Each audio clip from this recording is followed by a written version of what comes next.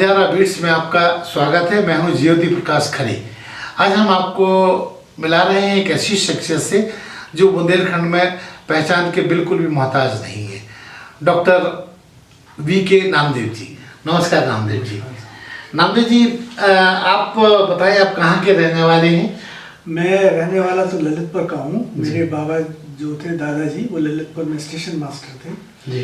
और फिर 62 में पिताजी रेलवे में सर्विस करते थे, तो उनका ट्रांसफ़र झांसी हो गया जी। तो फिर पूरा परिवार सन 1962 में झांसी आ गया जी। झांसी में सन 1962 से और अब तक हम लोग झांसी में। तो आपकी शिक्षा दीक्षा भी झांसी में ही? जी, हमारी शिक्षा दीक्षा पूरी झांसी में हुई है। कक्षा 10 तक सेंट मार्क्स हाई स्कूल में हमने शिक्षा ली जी। 10 के बाद फिर कक्षा 12 तक विपिन बिहारी इंटर कॉलेज में शिक्षा प्राप्त की जी।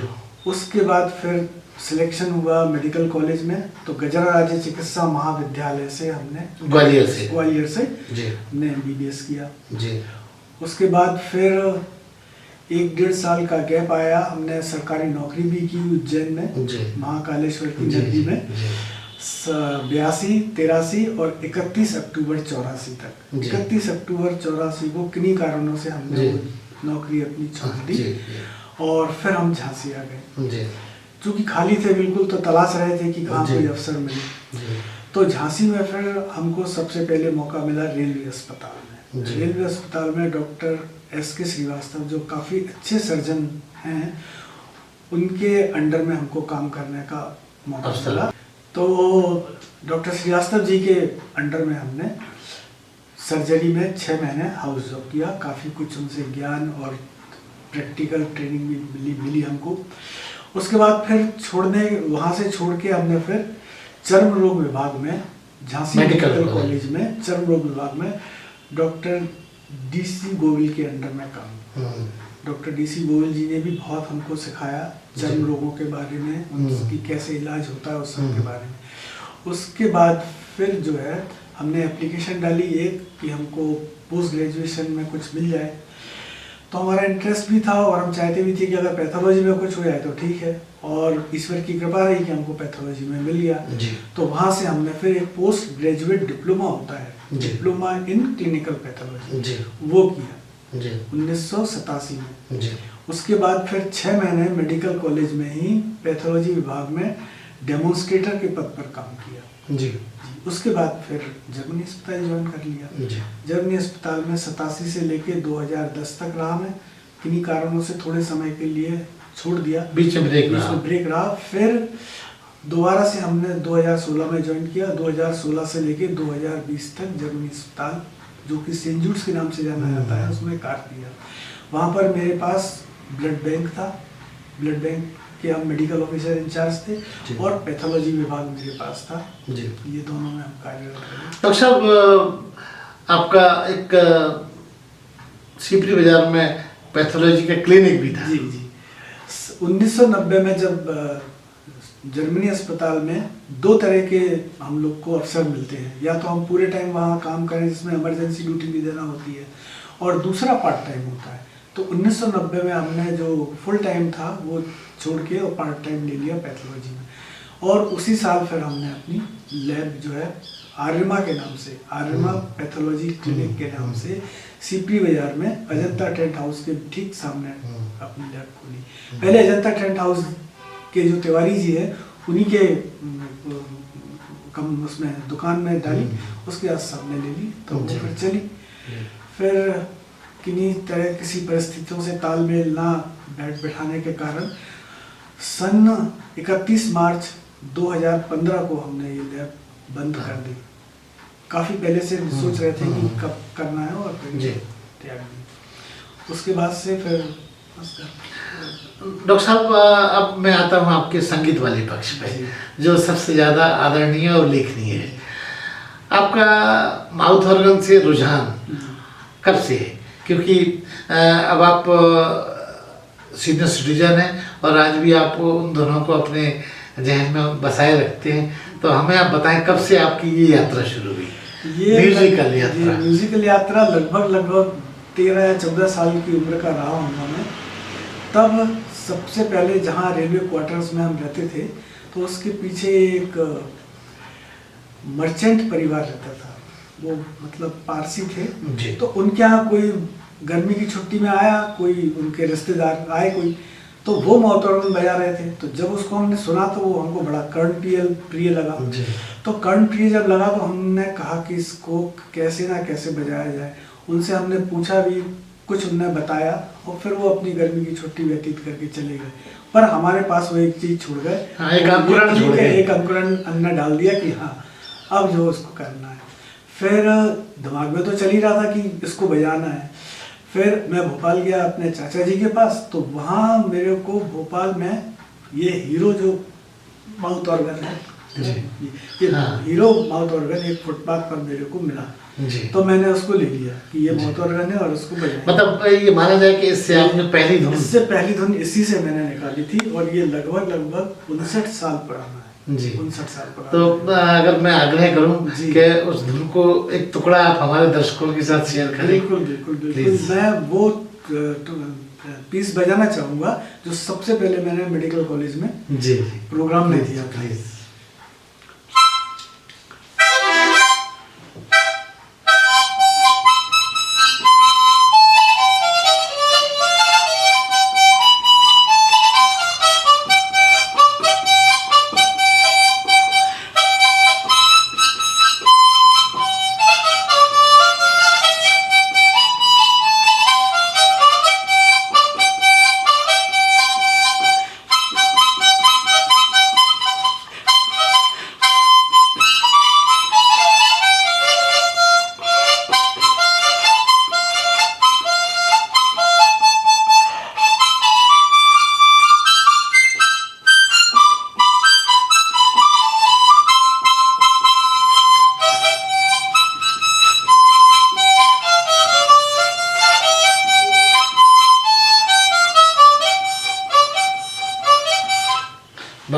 बहुत शानदार। उसके बाद फिर आपकी इस यात्रा में क्या इजाफा हुआ? फिर चाचा जी मेरे सीटीआई रेलवे में थे जी, तो उनके पास गर्मियों में अक्सर जाता रहता था भोपाल जी। 2 साल बाद फिर मौका लगा जी। अब कीड़ा तो था दिमाग में, और उनका चल ही रहा था जी। फिर बाजार घूमने गए। जब बाजार घूमने गए तो 2 साल बाद 1967 में जी 67 में एक और माउथ ऑर्गन मैंने लिया, और वो था ये कॉमेट के। अच्छा जी, ये भी एक दुकान पे रखा हुआ था। उस समय मुझे भी नहीं पता था कि ये जी स्केल में है, और मतलब बड़ी दुर्लभ सी वस्तु हमारे हाथ लगने वाली है। ये तो अभी कुछ समय पहले पता। तो इसमें क्या खूबी है? खूबी ये है कि जैसे हम सरगम पे जाते हैं तो सारे गामा पाधा नीसा, ये 7 स्वर होते हैं, तो ये जी स्केल का मतलब होता है सारे गामा पा। अच्छा, सी डी। तो इसमें जो धुन निकलती है वो जी स्पेशल होती है जी, हर स्केल पे अलग अलग। तो इसमें से इसका इस्तेमाल अभी जो आपने साउंड सुना है, और जैसे ही मैं इस पे बजाऊंगा, ये भी ट्रेमेलो है, पहले वाला भी ट्रेमेलो था, तो आपको कुछ लगेगा कि तो इसका भी एक प्रयोग करिए।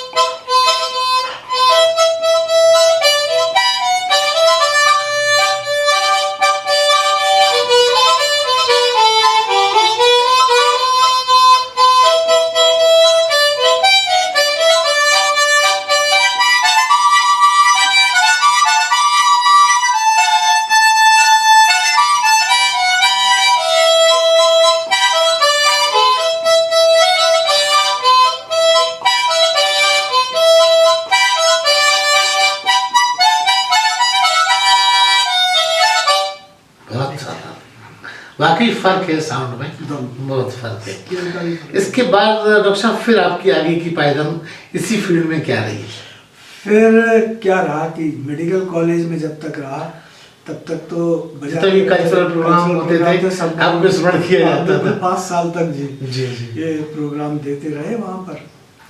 उसके बाद फिर मेडिकल कॉलेज से निकलने के बाद दूसरी जिंदगी की शुरुआत हुई, शादी हुई और ये सब परिवार में रहे, तो धीरे धीरे ये थोड़ा सा मतलब लुप्त हो गया। जी जी जी 2017-18 में मोडेना में हम लोग के बैच की मीट हुई। अच्छा। हाँ, तो उस समय एक हमारा मित्र था डॉक्टर जितेंद्र सक्सेना, तो उनने वो एक माउथ लेके आया और उनने एक प्रोग्राम दिया जी। तो हमने कहा यार सक्सेना कि आपको हमने पहले तो कभी सुना नहीं, आज अचानक ये कैसे? बोले नहीं, वो जब आपने प्रोग्राम दिया था बोले तब से हमको भी लगा बजाया। तो फिर उन्होंने बजाया, फिर दोबारा मेरे अंदर ये लगा कि नहीं हमें बजाना चाहिए। फिर वहाँ से लौटने के बाद मेरी मुलाकात, तो उस मीट में आपने भी कोई धुन सुनाई होगी? बस यही बात है कि उसमें हमने कोई धुन नहीं बजाई। अच्छा अच्छा अच्छा। उस समय बिल्कुल था ही नहीं, ना मैं अपना इंस्ट्रूमेंट कोई ले गया था, ना आता था बजाना। ये इंस्ट्रूमेंट जो है ये एक प्रैक्टिस बहुत मांगता है, प्रैक्टिस जरूर। फिर आप ने कहाँ से फिर से नया शुरू हुआ मेरा 2017 से हेलकर जी से मेरी मुलाकात हुई, जो जबलपुर के बहुत अच्छे माउथ ऑर्गन के वादक हैं। अच्छा। उनने फिर कहा कि अरे भाई बजाते हो तो बजाओ, क्यों तुम नहीं बजाते हो? उन्होंने पुरानी कोई धुनें सुनी और फिर बताया। फिर उन्होंने बताया कि जयपुर में एक प्रोग्राम है इंडियन IMP मीट, जो हमें पता ही नहीं था IMP मीट भी कोई होती है, Indian mouth organ players meet, जो 1 साल में एक बार होती है। अच्छा। पूरे देश भर के लोग सारे लोग जो माउथ ऑर्गन बजाते हैं हर एकत्र होते हैं और अपने अपने। जबलपुर में होती है वो? जबलपुर में नहीं, वो अलग अलग सिटी में। पर उनने बताया कि इस बार जयपुर में होने वाली है। अच्छा। फिर 2017 में पहली बार एक बड़ा प्लेटफॉर्म हमको मिला। वहाँ आपने कौन सी धुन सुनाई? वहाँ पर हमने एक बहुत पुरानी पिक्चर है भाई भाई, उसका एक गाना था ए दिल मुझे बता दे जी, मैं थोड़ा सा इस पर जी।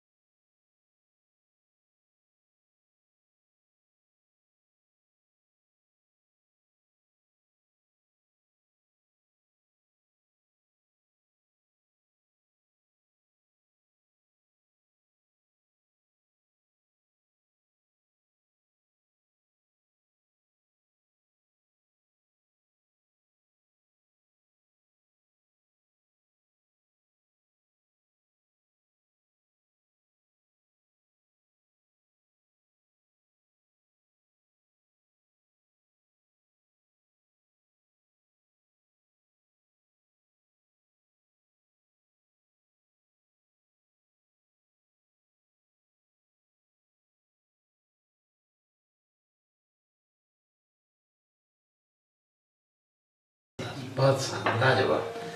डॉक्टर साहब फिर कहते हैं ना, मैं इसके पहले कि मैं आगे बढ़ूँ, मैं एक आपसे सवाल पूछ रहा हूँ कि माउथ ऑर्गन बहुत छोटा सा इंस्ट्रूमेंट है और चूँकि उस दौर से आप हैं जब आपकी शादी भी हो चुकी थी, तो कोई ऐसी भी धुन है जो आपके जीवन संगनी को बहुत अच्छी लगती हो, वो कहती हो कभी कभी कि भाई आज मैं वो सुनने का मूड है?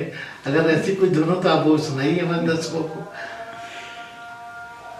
एक्चुअली मैं वो भी संगीत की प्रेमी है। हाँ। भजन गाती हैं, पर वो यही वाला गाना बोलती हैं, छोटी सी बात का। अच्छा वही। अच्छा, आप माउथ ऑर्गन में और क्या क्या मतलब वैरायटी के हिसाब से आप हमारे दर्शकों को सुना सकते हैं? जैसे आपने बताया था कि आप गायत्री मंत्र भी उसमें आ सकता है। हाँ, आप उसके अंश सुनाइए। जी, ये बेसिकली इस इंस्ट्रूमेंट को ऐसा माना गया है कि ये ब्लूज में बजता है। ये इसमें ये जो स्लाइडर होता है जी। वैसा वाला नहीं होता है जी। ये ऐसे होते हैं जो इंस्ट्रूमेंट हाँ, वेस्टर्न वर्ल्ड में जो हाँ, चलते हैं हाँ, तो उनको डायटोनिक हार्मोनिका बोलते हैं, जी। ये क्रोमेटिक हार्मोनिका बोला जाता है। अच्छा। तो इनको ये माना गया है कि इनमें ब्लूज, फोक म्यूजिक और ये सब बजाया जा सकता है, जी। लेकिन हम लोग जो है हम मतलब सारी हमारे हारमोनिका प्लेयर्स जी, जो हैं जी। वो इस पे प्रयोग करते हैं और इस पे भजन भी निकाले जा सकते जी। हैं, इस पे आरती भी बजाई जा सकती है, इस पे बुंदेली लोकगीत लोकगीत भी बजाए जा जी, सकते जी, हैं, जी। गायत्री मंत्र की धुन भी बजाई जा सकती है। अच्छा, अच्छा। जी। तो कुछ नमूना हमारे जी। दर्शकों को दीजिए। बिल्कुल बिल्कुल बिल्कुल।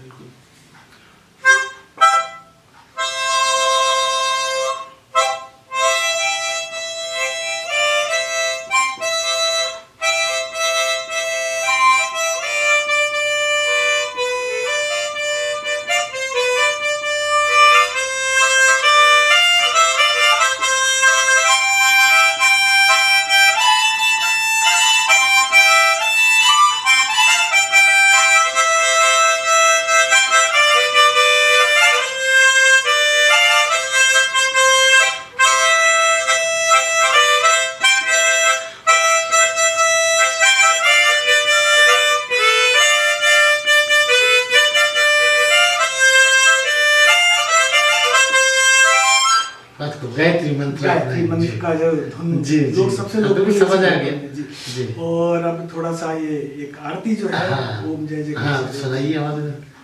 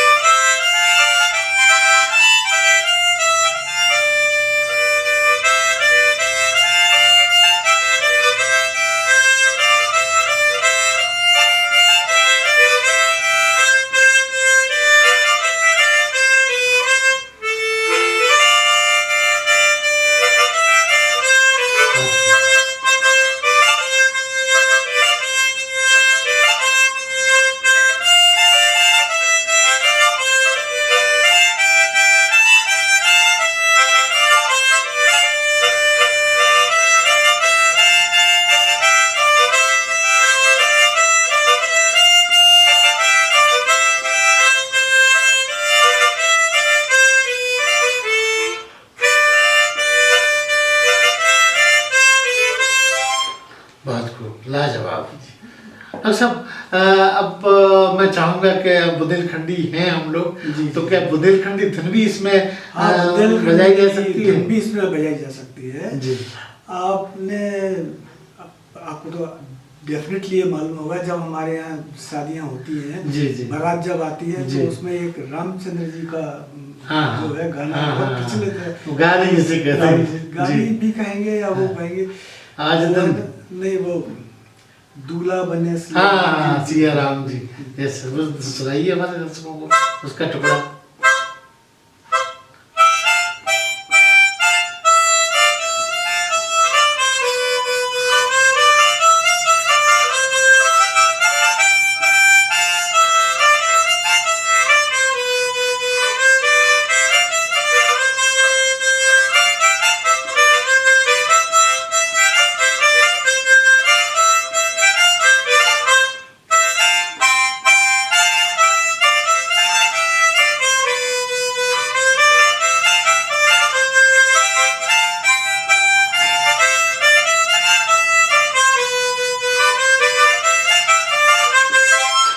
बहुत गजब, शानदार। डॉक्टर साहब, इसके अलावा आपके जो और प्रोग्राम से और बड़े मंच आपने कहाँ शेयर की, उसके बारे में बताइए हमारे दर्शकों को। ये जयपुर के बाद फिर अगली मीट जो है हम लोग की कलकत्ता में हुई। अच्छा। कलकत्ता में फिर हम लोग तीनों संग गए, हम जी।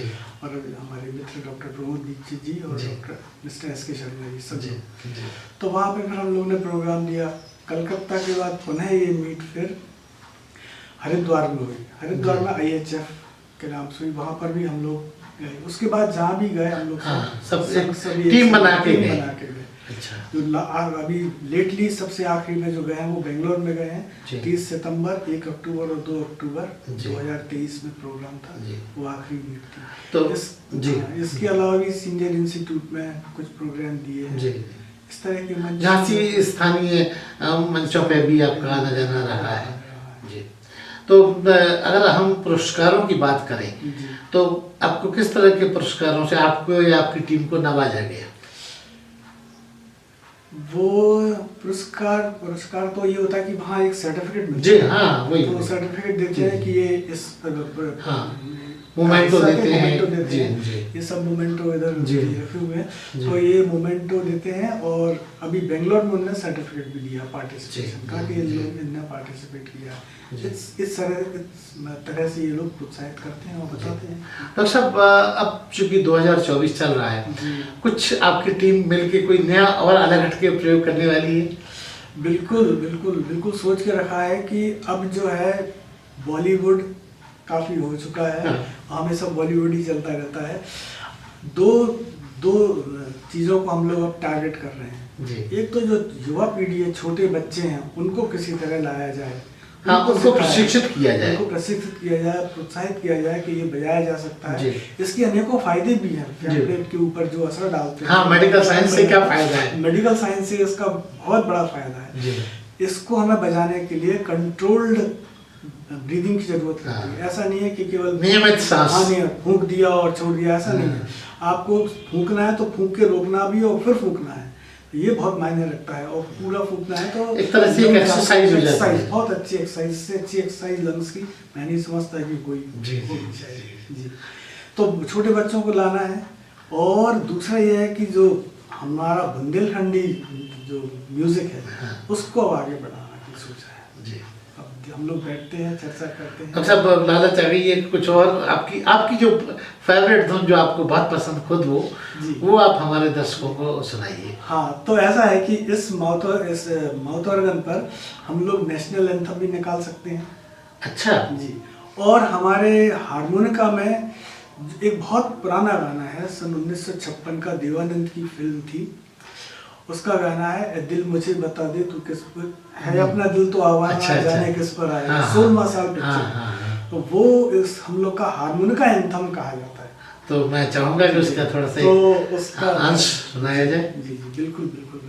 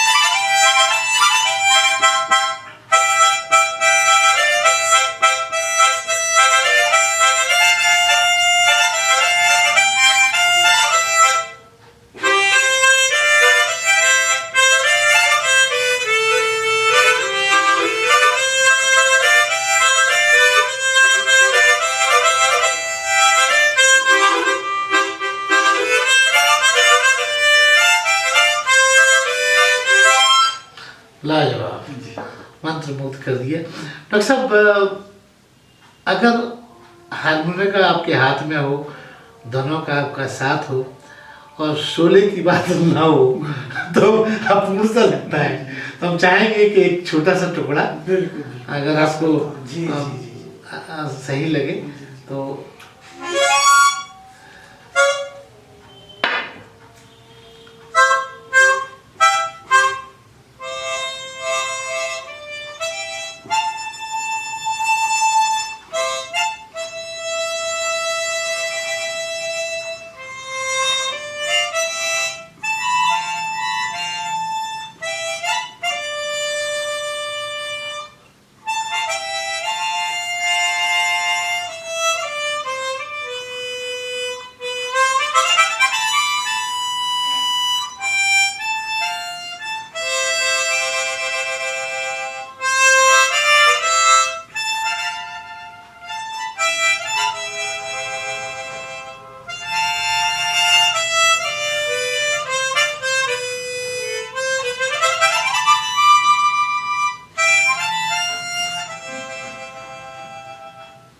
क्या बात है, बहुत शानदार। डॉक्टर साहब, एक अलग हटके सवाल मेरे मन में आया है। उस दौर में जब ये माउथ ऑर्गन और शोले का समागम होता था तो लोग ये मानते थे कि इससे महिलाएं बड़ी इम्प्रेस होती हैं। क्या ये सच है? कभी आपके साथ भी इसका फायदा मिला? नहीं, ऐसा तो हमको ऐसा ध्यान नहीं आ रहा है विशेष कुछ। हाँ, इतना जरूर है कि जब सबसे पहली बार ऑडिटोरियम में बजाया था तो हमारे बैच के जो स्टूडेंट्स थी, जी, छात्राएं थी हमारे जी, जी, वो जरूर आके उन्होंने अप्रिशिएट किया था, प्रशंसा की थी कि हाँ सब बहुत बढ़िया, जी, अच्छा बजाया है। क्योंकि उस दौर में मैंने देखा कि बिल्कुल बिल्कुल इसको लोग ज्यादा, मतलब खासतौर से युवा बच्चे ज्यादा इसको बजाते थे। ये आराम से इतना छोटा है कि उसको जिम में रख सकते हैं और कैरी करना आसान है। कैरी करना आसान है। और सबसे बड़ी बात यह है कि ये अपने आप में एक कंप्लीट ऑर्केस्ट्रा है, आपको किसी चीज की जरूरत नहीं पड़ती है। अब वो अभी जो प्रचलन चला है कि ट्रैक के संग बजाने का, वो एक अलग बात है। पर वैसे अपने आप में इसमें आप साइड म्यूजिक भी थोड़ा सा दे सकते हैं जी, और कंपन कर सकते हैं, अनेकों प्रयोग कर सकते हैं जी। डॉक्टर साहब, ये तो आपका बहुत स्थायी शौक है ही, कुछ और भी शौक हैं जो लुके छुपे हैं इसके अलावा जीवन में? हाँ, जब टीनेजर्स में उसी दौर की बात कर रहा हूँ जब इसका शौक लगा था, जी, तो बेंजो भी बजाते थे हम, जी, जी, बहुत बेंजो बजाई जी। पर फिर जैसे जैसे बड़े हुए और समझ में आया, अब खैर क्या बोले, ये दिमाग की में फितूरी है कि जब देखा कि अब तो बारातों में शादियों में बेंजो ही बज रहा है तो थोड़ा सा वो सोच के हटाया। बेंजो मतलब म्यूजिक में ही रुझान रहा, कुछ और इसके अलावा खेलना पड़ना? मैंडोलियन भी मैंने अच्छा, मैंडोलियन, अच्छा अच्छा, मैंडोलियन बजाया। तो अब नया, जैसे आपने बताया बुंदेलखंड के बच्चों को आप एक नया प्रयोग के साथ जोड़ना चाहते हैं, तो उनको अगर प्रशिक्षण लेना है, आपसे दिशा ज्ञान चाहिए आपकी टीम से, तो वो आपसे संवाद बनाएंगे तो क्या उनको कुछ मतलब मूल्य चुकाना होगा, या आप लोग एक बतौर शौक उनको टीम के रूप में तैयार करना चाहते हैं? उनको हम टीम के रूप में तैयार करेंगे। हम लोग जो सब लोग मिलके ये सोच के बैठे हैं कि बच्चे आए, उन्हें कोई शुल्क नहीं देना है, वो अपनी ऊर्जा दें, शौक अपना बस केवल समय दें और जो इंटरेस्टेड है वो सीखें। हम लोग को लगता है अगर ये सीखते हैं तो हम अपनी तरफ से उनको ये माउथ ऑर्गन प्रोवाइड करेंगे। ये सोचा है हम लोग ने आने वाले समय में कि अगर सब ठीक रहता है, सब कुछ ठीक रहता है, तो बच्चों को हम अपनी तरफ से देंगे कि भाई आप बजाओ, इसको किसी तरह आगे ले जाओ। डॉक्टर साहब, चूंकि कहते हैं कि हमारा कोई भी जो हुनर है वो हम अगली पीढ़ी को रास्ते मिलना चाहिए, तो आपके यहाँ ऐसा कौन है जिसको आप इसको आगे बढ़ाना चाहेंगे? वो आगे बढ़ाने के लिए मेरी पोती है जिसका नाम प्रादित्या है, 2.25 साल की है वो। उसको हमने थोड़ा प्रोत्साहन करना चाहा है। अभी एक छोटा माउथ ऑर्गन ला के दिया है, वो घूमती रहती है, बजाती रहती है, उसको प्रोत्साहित किया है। और हमारा नाती है, तो नाती को भी हमने एक ला के दिया है इंस्ट्रूमेंट माउथ ऑर्गन, ताकि उसके अंदर इंटरेस्ट क्रिएट हो। हम और हमारा जो इस समय के जो माँ बाप हैं जिनके बच्चे 4 साल के 5 साल के हैं, उनसे बहुत विशेष अनुरोध है कि वो अपने बच्चों को कोई ना कोई म्यूजिकल इंस्ट्रूमेंट जरूर प्रोवाइड कराएं और उसको सिखाएं। उसका वहाँ उस समय कारण ये है कि इसमें इतना पावर है, म्यूजिक में इतना पावर है कि आजकल तो बीमारियों को ठीक करने में इसका इस्तेमाल किया जा रहा है। खास तौर से जो मानसिक मरीज जो हैं, इनको म्यूजिक के जरिए ठीक करने के लिए कई रागें बनाई जा रही हैं। और वैसे भी हम देखते हैं कि जब मन बहुत उदास होता है, बहुत परेशान होते हैं, तो हम तो इसको लेके चले जाते हैं छत पे और खूब आधा पौन घंटा बजा के जब आते हैं, मानसिक रिलैक्स, सब मानसिक तनाव सब कुछ जी।